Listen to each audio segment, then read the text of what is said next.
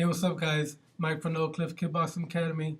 Gonna break down the action from Legacy Fighting Championship 24, giving you live results, breakdown, and analysis. Prelims, unfortunately, are still untelevised. The first fight on the main card, Damon Jackson from Octagon MMA picks up the second round submission, arm triangle choke over Javier Obregon.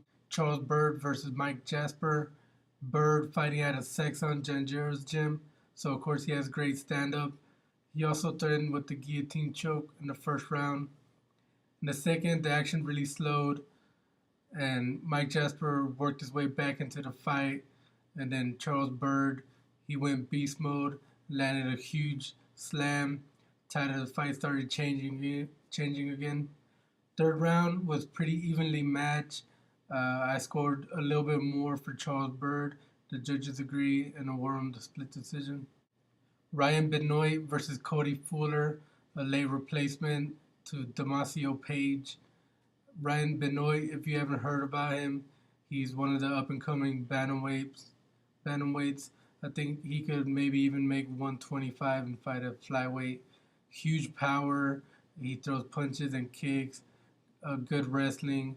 Almost unsubmittable. He always gets out of the submissions.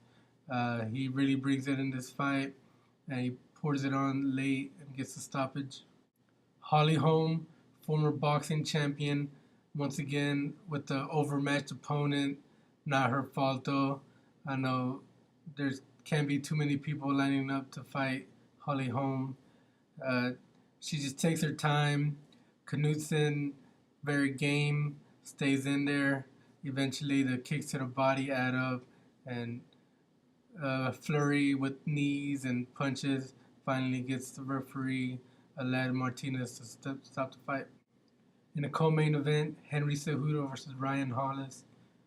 A lot of people probably expected an instant shot and the Olympic wrestler to get the fight to the ground, but he preferred a stand-up fight. Ryan Hollis, a lot of backpedaling in this first round and throughout the whole fight. Takedown finally comes in the second round, some ground and pound, and more of the same in the third round. Not a whole lot of action, not too much to talk about, but Henry Cejudo picks up the win. In the main event, Carlos Diego Ferreira versus Chris Feist. Ferreira, big fan of his, one of the premier grapplers in Texas, maybe even the world. I've seen him compete. He always wins everything at the Europa and all the local shows here around Dallas. Undefeated in MMA. He's fought for Legacy a few times. And this fight, it was evenly matched. In the first round, it was Carlos Diego who was landing the harder shots. And he even landed a head kick that just barely missed, hit on the chin. If it was on the head, it would have been a knockout. In the second round, he rocked him. He had him really hurt. He was taken down once. In the third round, still pretty close. Once again, Ferreira landing the harder shots. It goes to the decision for Ferreira.